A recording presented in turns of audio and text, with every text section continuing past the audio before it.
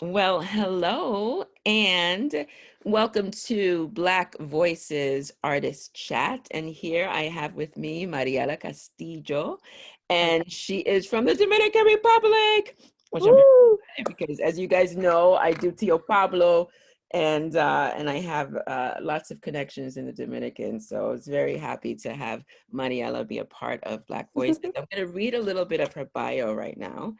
And so she, as I said, is from the Dominican Republic. She's a visual artist, writer, performer, and entrepreneur. And she's a visual storyteller. And she served on more than 150 brands across 21 countries, as well as working with several UN agencies and humanitarian initiatives internationally. Transformation through art has always been her deepest passion.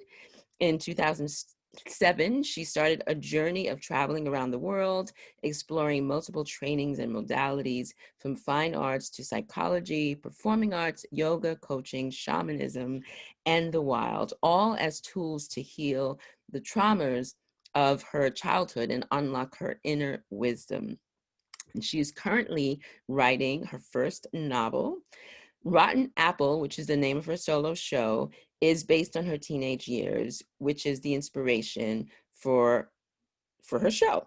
So now we can just start there. So please give a little bit more details about what Rotten Apple is about and how that all got inspired. Wow, thank you. What an introduction.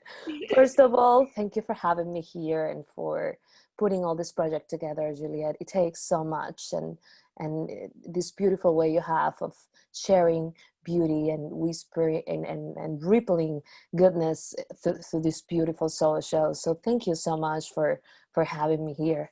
Well, Rotten Apple is such a name that has such an impact on me because it's the story of this young Caribbean girl from the Dominican Republic who lived in the world of her imagination. But in her surroundings, her world, the people there forgot to dream.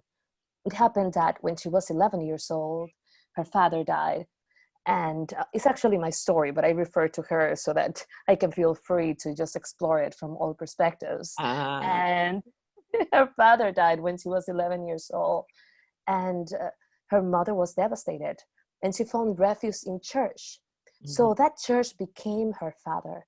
But it was a very particular church because it was very rigid, very square.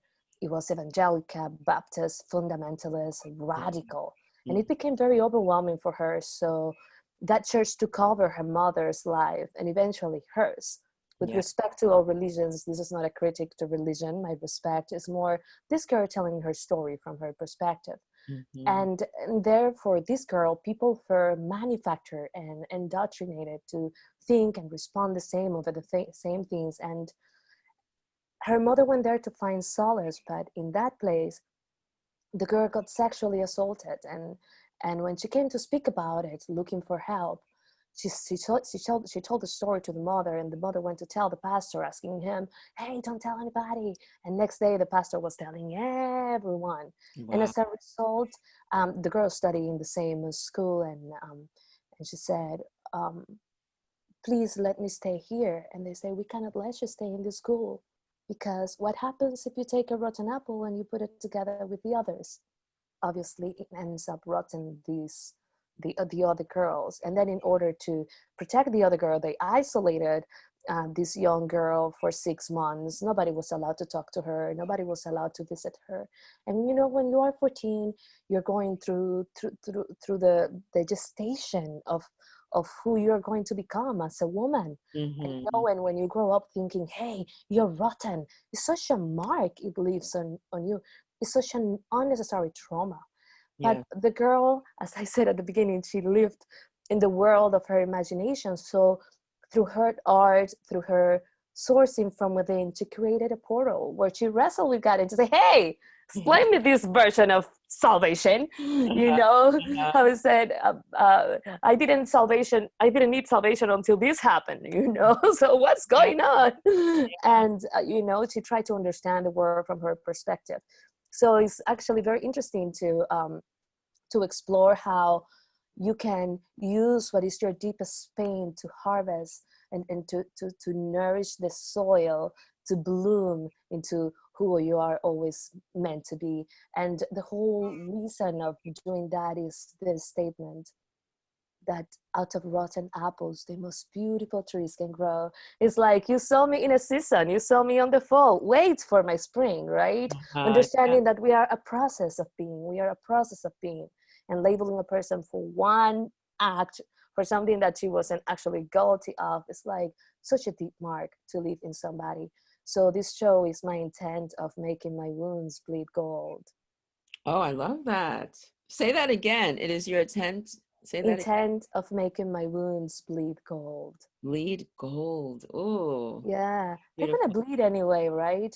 Better Right. to make it useful. Like reminded me of this Japanese practice where they take a beautiful piece of ceramic that is done, they break it, and on the cracks they fill it with gold, and then becomes very unique. Now it's not this manufactured product that looks just like the others.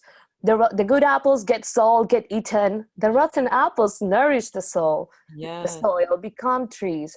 So instead of going against it, I decided to do like a judo practice, right? You use the strength of the enemy to your advantage. Right. And, Right. that is that intention. Oh, I love it. That's beautiful. And so so you say did you have, are there any parts in the piece that are not true? I mean, did you, because you said it's based on your life, but did you Yes. sort of make other things up to create the story, to create the solo show? A couple of details to be able to fit it within a script, within an arc of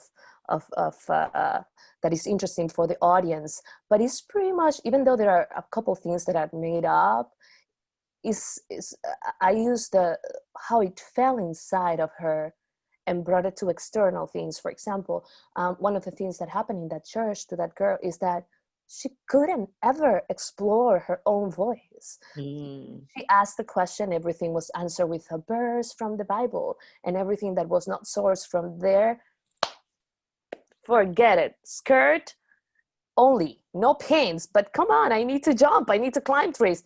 Mm-mm. And then you are like, what? And then in order to explain that feeling, I created acts outside in order to bring that out and show those aspects, and yeah, that was fun. So how did you go from being a visual artist, and I know that you still work in visual art, but what inspired you to become an actor? Wow. I'm actually very passionate about exploring the unexplored corners of your inner being.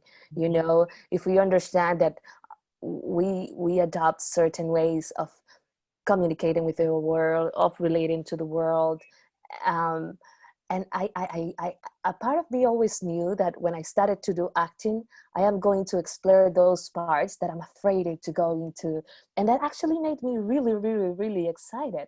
So I think in pictures most likely.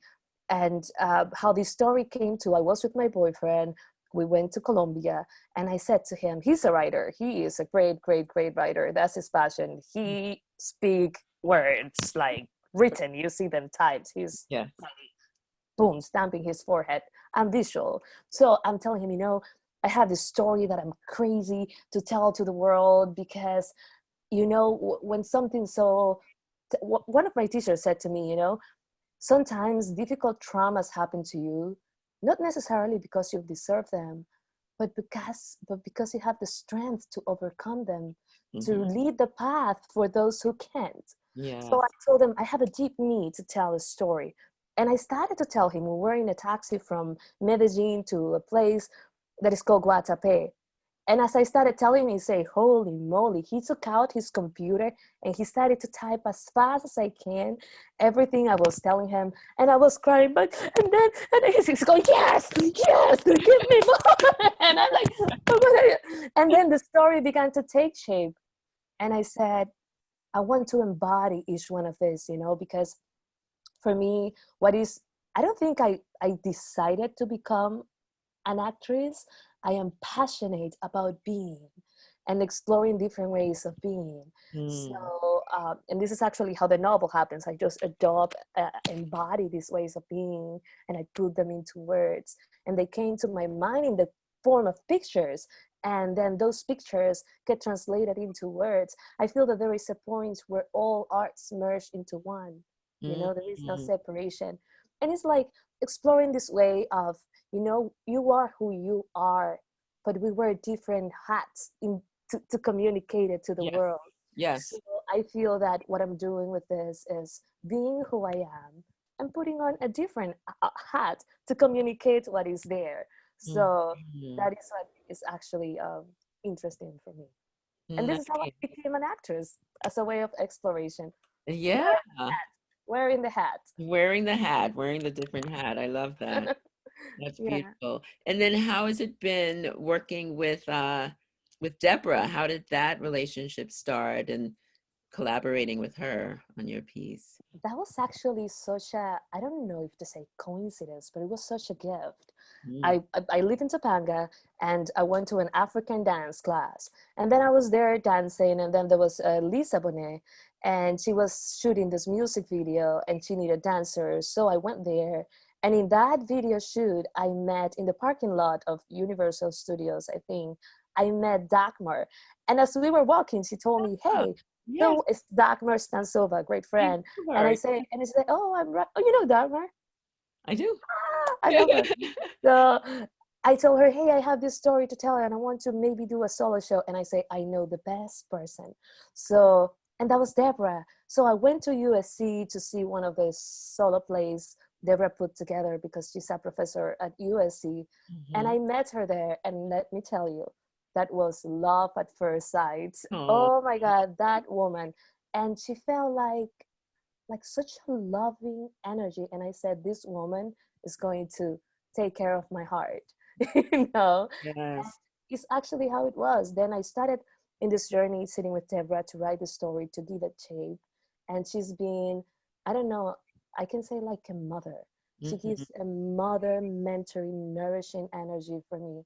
So I'm so grateful and so appreciative of Deborah. So I came to meet her, and it was a series of events that led me into Lee's. It's just amazing to work with Deborah. Yeah. Well, I think that it's like, when you set out to do something and you have this goal and you really want to do it, Mhm. I feel like the universe makes it happen, like it puts all the right things in your path that you need, all the right people, all the right tools, and it's gonna come to fruition, you know what I mean, if you really, really want it. So I'm really excited to see your show tomorrow. Um, this is going to be, I'm gonna post this tomorrow morning, actually, and I think people will really dig it, and I'm excited about the journey because I saw a little bit of the show, and so now I'll get to see the full show. So, Yes. so is there anything that you'd like the audience to take away? Wow. You know, I think that what I wanted to really bring with this is to say, we are not a story. We are the writer, the creator, the artist of that story. Mhm. And no matter what happened to us, what is important is what we do with it. You Yes. know, like an event is not a period, it's an Hmm. event. Right.